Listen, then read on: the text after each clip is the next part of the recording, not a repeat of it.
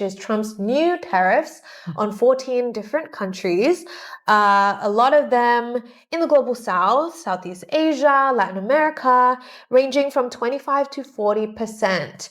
A lot of Chinese people have also been responding to this, and if it wasn't already clear, it's very clear, or it made abundantly clear, that America is doing its America First policy and just creating a lot of subordination to the global south nations, as it always has historically been doing. But Chinese businesses have also been affected by this because they engage in trade and cooperation with different global south countries such as Thailand and Mexico, which have been hit with these tariffs. So I wanted to ask for your just general opinions on what's been going on, how you've seen it play out. Carl, if you'd like to start. Sure. I mean, this is Trump says it's about America first, but it's really about subjugation, economic subjugation of other countries. For example, when Indonesia sent its trade delegate to negotiate the trade deal with United States in Washington, one of the things that Washington raised is that the QR code payment, the mobile payment in Indonesia, they say that was biased toward Indonesian local vendors, and it create unfair playing field for American companies like MasterCard and Visa. Now, what does this have to do with manufacturing United States? It has nothing. It's everything about economic, financial domination of the US over global South countries. I mean, the QR code mobile payment system, I have used it in China, in Thailand, in Indonesia. They're very convenient. Now, even like street vendors, allow you to scan a QR code and using mobile payment. This is great. I mean, for people who use it here, it's great. But yet, US is complaining about that because that's not. They consider that taking business away from U.S. credit card company. And which isn't every government's responsibility is to make sure their local business prosper. I mean that's what those QR payment system is designed to do. But Trump administration is like, no. Are you forgetting somebody? Are you forgetting about the Wall Street? And this is why there has been a lot of pushback. I mean, China was the first to push back against the Trump tariff. I think that actually showed the other countries that they can also say no to Trump.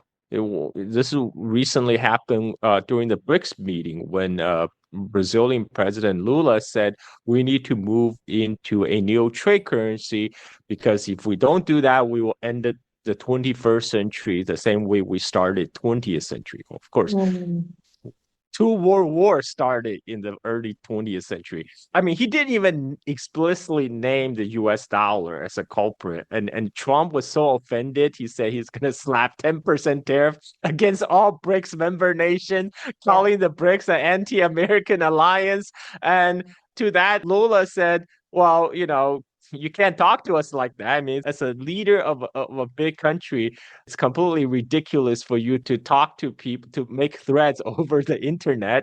And we are sovereign countries. We don't need another emperor. And if you're going to slap tariff against us, we're going to impose tariff back. And then Trump, went ballistic. Now he's going to slap 50% tariff on Brazil if they didn't release Bolsonaro. I mean, like, whatever to happen to Bolsonaro, that's an internal affair of Brazil. But that's the logic of the empire. They feel like that's, they're in everyone's business. I don't think this is going to work because, for one thing, the Trump tariff had been fundamentally destabilizing, even for the U.S. economy. They think tariff is this magical bullet that will fix all the problem that brought on by neoliberalism for the last 4 decades. The hollowing out of the manufacturing base, et cetera, et cetera. But the problem is what happened when you have no manufacturing. The tariff is supposed to help if you have some manufacturing, if you have manufacturing to help. But what happened when you have no manufacturing? If you had to build everything up, you actually need to go to China to get some machine parts. I mean, that's the case with a rare earth issue, after China slapped the rare earth export control, a lot of the people say, oh, no problem, we'll just dig the rare earth in United States. We have plenty. We just mine, baby, mine, drill, baby, drill. But the problem is not as simple as digging out from some mine, which will take 3 to 4 years to open a new mine, by the way. But the problem lies in processing. It's because they have moved the whole rare earth industry to China since 1980s. Not only the mining operation was moved, but China also made a conscious decision they're going to climb the tech tree. So they work on the refining industry. And at the time, the Wall Street decided, refining rare earth is such a low margin business anyway. Let Chinese have it. We'll go over there, help them. But now it's been 40 years. There have been 2 generations of new technology that has evolved to make use of the rare earth, to refine the rare earth into heat-resistant magnet that goes into cars, go to missiles, F-35, etc. All that machine tools, all that technology is now Chinese. So now even if United States, they dig out rare earth from their mines, they still ship it to China for processing, right? And when they come back, they're going to slap with 50% tariff thanks to Trump. And this is the whole problem with the Trump tariff, because it's like the example I'd like to use. It's like a 80-year-old grandpa who say, oh, back 50 years ago, I was a world record holder of powerlifting, right? But except he hasn't been trained in the last 40 years. He let himself, he let himself go, and now he say, oh yeah, let me show you, I can still break the current world record, right? If that happened in real life, you will say, oh, whoa, grandpa, please go easy. But that's exactly what Trump's plan is doing. It's trying to go cold turkey, and it's not going to work. And this is why they have to go back to China to work out a deal in Geneva and then in London. And so all these tariff talk, this is Trump. He will probably change his policy in 90 days anyway. Not even 90 days, few weeks. Taco Tuesday. We can always count on Taco Tuesday. Carl, you really have a really amazing way of turning all of this like real ongoing stuff into something very humorous and easy to understand. I so appreciate that. Radhika, what about you? Do you have anything to add on that? Yeah, I mean, again, that's exactly, I was going to bring up this whole, why is this new expression taco, why does Trump hate it so much? Taco stands for Trump always chickens out, because as we've seen, since Liberation Day, which was like the 2nd of April, and I think he made it the 2nd of April because he thought that if he did it on the 1st of April, everybody would figure out exactly what it was, which is it was an April Fool's trick. So he put it on the 2nd of April, but it's still an April Fool's trick in the sense that he has kept threatening tariffs, but he has actually not been. Of course, China is facing a few, and some other countries have, Canada is, and so on. But on the whole, he hasn't been able to impose very many, simply because his corporate friends and CEOs are going to be very upset. So, as I said, all of these tariff shenanigans, this great tariff show, has really been about trying to pretend to American voters that he's doing something about their misery. Well, first of all, as we've seen, it was never true that tariffs were going to address their misery. The only thing that can address the misery of Americans is a complete turnaround on neoliberal policies, which Trump is not capable of doing. In fact, Trump is committed to the opposite. He's committed to even more neoliberal policies than the Biden administration in many ways. So there you have it. Another thing one should add is that tariffs on their own, tariffs have historically, yes, played an important role in the industrialization of every country. Whether it's the United States itself or the UK or Europe or what have you, everybody has employed tariffs, because tariffs are necessary. Because when your industries are young, if you expose them to the winds of international competition, then they will essentially die. So you have to protect them for a while. So it's called infant industry protection, for example. So tariffs have always had a role to play, but they have never been effective on their own. Alongside tariffs, you need a clear industrial strategy. The United States and the Trump administration have not done industrial strategy probably since the early 20th century. That must have been the latest point in time. So they don't know industrial strategy, and industrial strategy requires, again, that the state should be able to tell corporations what to do. Right. This is not possible in the United States. In the United States, the corporations tell the state what to do.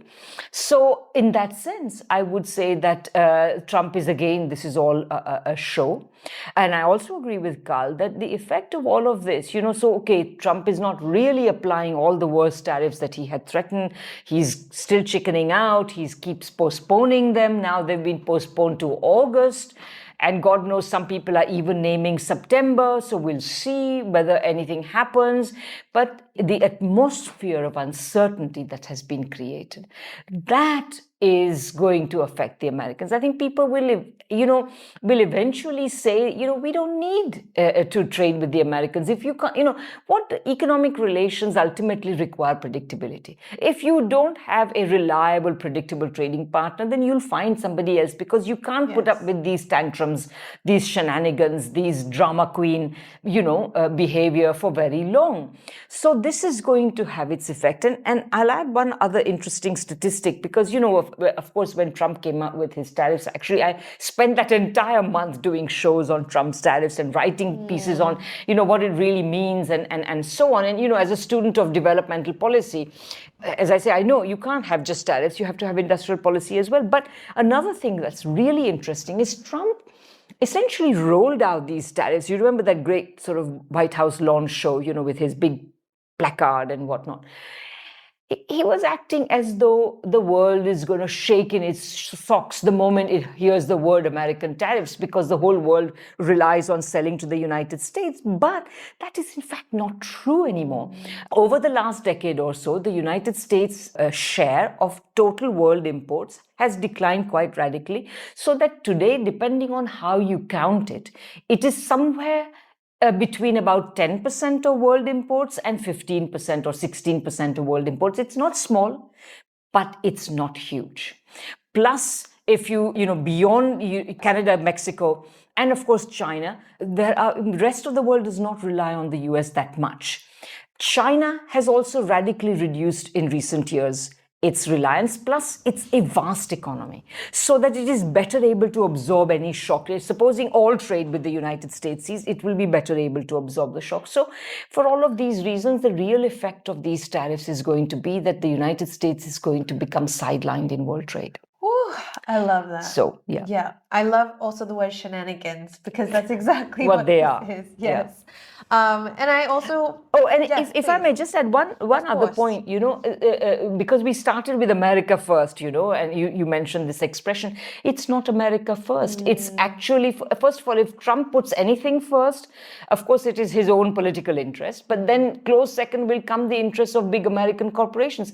That's not America. That's not the ordinary people of America. In fact, the interests of these corporations and that of ordinary people, working people in the United States are opposed. You mentioned the ICE raids. You mentioned the fact that, you have had in recent years loads of storms and other such calamities hit American cities, and people are there months later, years later, without any help. Okay. Recently, I think there was some big disaster and people were getting $50-$60 for what? Like, this is not compensation. Yeah. So it's not going to help them in any way. So, and the capitalist character of the United States is shown not even, you don't even have to go as far as the ICE raids.